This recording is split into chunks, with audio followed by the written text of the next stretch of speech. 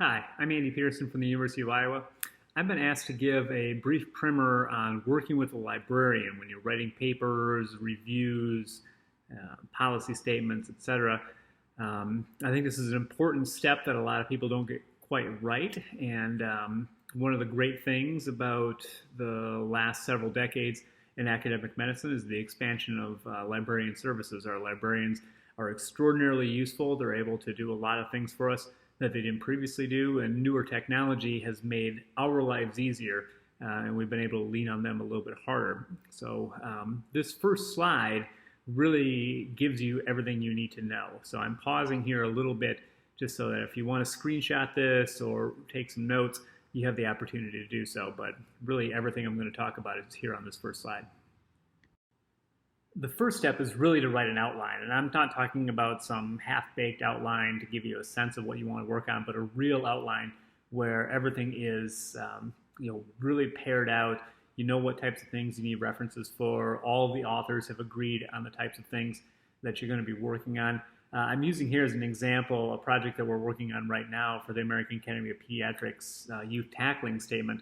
And as you can see, I keep track of the revision history, some details about the processing of it, which authors are responsible for what part of it, and then the outline goes into a lot of detail about the things that we're interested in talking about.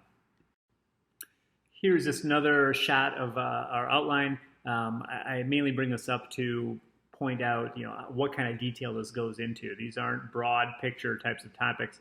This is fairly granular detail because you want your librarian to be able to chase down the references that are pertinent to each part, and you don't want to have your authors doing their own literature reviews. Only once that part is done do I reach out to the librarian.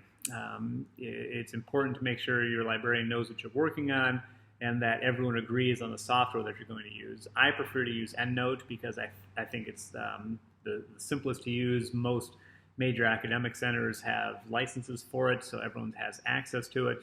And it makes the writing process a lot easier. It also makes it easier to merge sections of the paper once everyone has worked on their part of it. So this is kind of an example of what Endnote looks like after our librarian has done her literature review. As you can see, we've broken this out into each section that's in the outline, and each of those has a number of references. That doesn't mean that you'll end up using all of those references, but it's good to have a sense of what's available in the literature. One of the other great things about using Endnote is that you can embed the PDF files, the actual papers that you're using for your literature review within your reference manager software. A lot of different reference manager softwares do this. I'm just most comfortable with Endnote, but if you're comfortable with another, make sure you work with your librarian to make sure that all of your authors and your librarian are comfortable with using the same software. One important thing here is that whoever the senior author is, whoever is going to be compiling this paper into its final form, should be extraordinarily comfortable with the software because you'll oftentimes have different drafts, different versions of the paper, and different documents.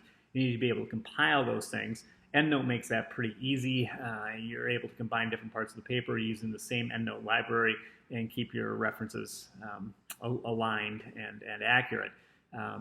But it's pretty nice to be able to work off of your reference manager software to be able to actually review the literature that your librarian identified. And that's all I really had here. There's several steps to this, and the more closely you adhere to kind of a normal protocol, the better this tends to go, both for you and for your librarian. Make sure you have a strong, robust outline that all of your authors agree on. Before you reach out to your librarian, make sure you make it clear which of these parts of your outline really require a literature review. Agree on what type of reference manager software you're going to use. Figure out a way to keep track of the actual papers, the PDF files that you want to use, and then make sure you have a good understanding of the ways that you can combine these sections when you're actually putting the paper together. Again, using an academic librarian is extraordinarily effective. The service is worth its weight in gold, and we should be really happy that they're here to support us.